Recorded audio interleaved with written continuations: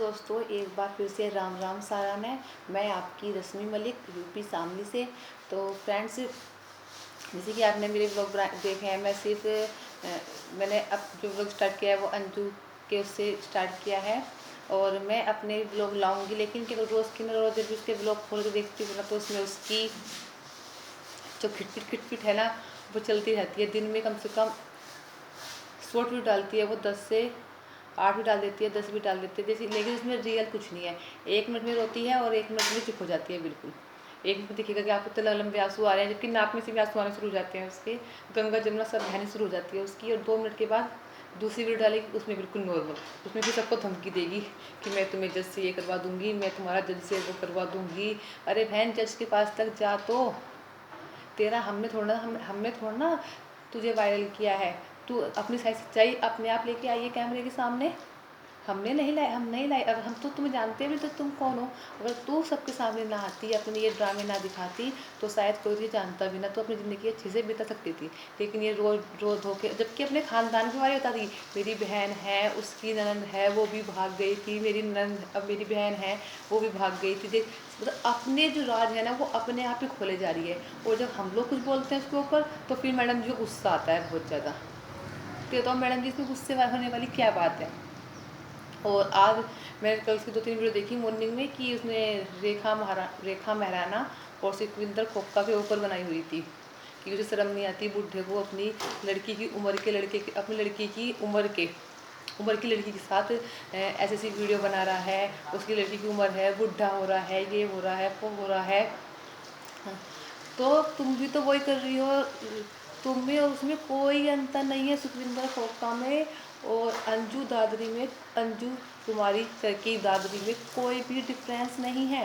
तुम खुद देखो अंजू, तुम्हारा लड़का 23 साल का है, वो खुद बताता है कि मैं 23 साल का हूँ, और तुम अपने आप को बताती हो 35-36 साल की। तो अब ये बताओ, तुम्हें और उसमें क्या अंतर है क्या। वो भी तो बुढ़ा है, फिर तुम भी बुढ़ी हो। तुम भी बुढ़ी घोड़ी लाल लगाम वाला काम कर रही हो। ये तो तुम्हारी एज में और उसकी एज में क्या डिफरेंस रह गया। तू बताती कि हितेश 25 साल का है और मैं 35 साल की हूँ, ठीक है। जब तुम्हारा लड़का 23 साल का है, तो क्या तुम 13 साल की उम्र में ही माँ बन गई थी, कि तुम्हारी 13 साल की उम्र में शादी हो गई थी। तुम्हारा लड़का भी ना हितेश से सिर्फ 2 साल छोटा है। ये देखो, तुम अपने लड़के के बराबर की, अपने लड़के की उम्र के लड़के के साथ शादी कर रही हो।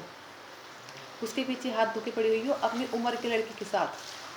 कुछ तो शर्म करो अंजू, चुल्लू पानी में डूब के मर जा। 24 घंटे का तेरा ड्रामा इतनी, मतलब कि तू इतनी ज़्यादा फेमस हो गई ना, इतनी ज़्यादा फेमस हो गई ना, इसकी कोई लिमिट नहीं है। किसी अच्छे काम में होती तो भी अच्छा था। ये देख, अब तूने अपनी दुर्दशा क्या बना लिया। तूने अपना ना सारा काला चिट्ठा सबके सामने खोल के रख दिया। और अगर हम बोलते हैं उसके बारे में, तो मैडम जी को गुस्सा आता है बहुत ज़्यादा। तो मैडम जी, अगर आप ऐसा करोगे तो हम तो बोलेंगे। हम तो आम पब्लिक है, हमें तो बोलना पड़ेगा ही पड़ेगा। हमें आप नहीं रोक सकती, ठीक है। एक मिनट इतनी गंदी गंदी लैंग्वेज यूज करते हो, इतनी गंदी गंदी गाल देते, बू खा ले, गोबर खा ले, नू कर ले। छोटे छोटे कपड़े पहनती है, तेरा इज्जत कहाँ है। मैं तो सूट सलवार पहन रहा हूँ। छोटे कपड़े पहनने से इज्जत नहीं जाती, ठीक है। वो तो अपने आप को देखने का नज़रिया होता है। इज्जत तो तुम पूरे कपड़े ढक लो जब भी चली जाती है, ठीक है। आदमी सीख होना चाहिए। कपड़ों वपड़ों में कुछ नहीं रखा। कपड़ों को चाहे तुम स्कर्ट पहन के घूम लो, लेकिन अगर तुम सही होती तो तुम्हें कोई उंगली नहीं उठा सकता था कि अंजू ने स्कर्ट पहन के घूम रही है, ठीक है। लेकिन अंजू सूट पहन के घूम रही है, और उसके बाद फिर भी दुनिया उंगली उठा रही है। क्यों? क्योंकि अंजू का सारा सच सामने आ गया है। अंजू बहुत बड़ी वाली है, नौटंकी। और तुम हितेश की दुकान में जाके क्या साबित करना चाहती हो कि मैं हितेश की दुकान पे गई, ये हुआ। कहते हुए शर्म नहीं आती कि हम दोनों के बीच क्या होता था, जब कमरे में आता था तो जब से बुरा नहीं लगता था, ये नहीं करता था। अरे उसे ये हक भी तो तुमने दिया, किसी और ने थोड़ा ना दिया। अगर तुम सही होती, तुम उसे अपने ऊपर अपने पास अट्रैक्ट नहीं करती, तो वो तुम्हारे साथ कुछ ना करता। ये देखो, तुम 2 बच्चों की माँ हो, तुम दादी बनने वाली हो, तुम रेखा महाराणा सुखविंदर खोखा को ले दी हो।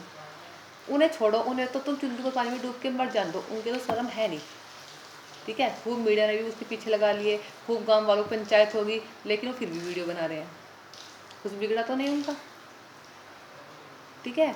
लेकिन तुम अपना देखो, अपना तुम उस चक्कर में अपने आप को क्यों बर्बाद कर रहे हो? अगर तुम अब भी ये सब कुछ रोना धोना छोड़ के लाइफ में आगे बढ़ जाओ, तुम्हारा अच्छा सा यूट्यूब चैनल ग्रो कर रहा है, तुम यूट्यूब चैनल पे अच्छी अच्छी वीडियो डालो, डेली ब्लॉग डालो कम से कम 8 से 9 मिनट का, तो तुम्हारा तो इसमें चल जाएगा। तुम्हें ज़रूरत क्या है किसी हितेश की या किसी आदमी की? कोई ज़रूरत नहीं है। ठीक है, अगर औरत सेल्फ डिपेंड हो जाए ना, तो उसको फिर किसी आदमी की किसी की कोई ज़रूरत नहीं है। वो तुम्हें छोड़ रहा है, तुम उसे छोड़ो, भाड़ जाओ, कह दो उसको, भाड़ में जा, मुझे ज़रूरत नहीं है तेरी।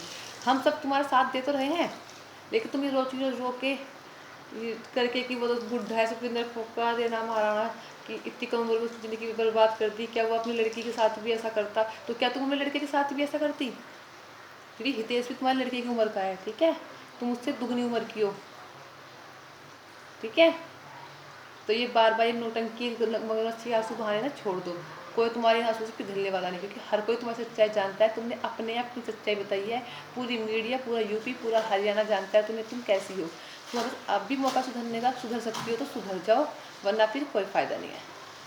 ठीक है, सुखविंदर फोक्का, रेखा महाराणा और अंजू कुमारी चरखी दादरी, तुम में कोई डिफरेंस नहीं है। तुम सब एक हो, एक ही थाली के चट्टे पट्टे हो। तुम सब एक चुल्लू भर पानी लो, उसमें डूबो और मर जाओ।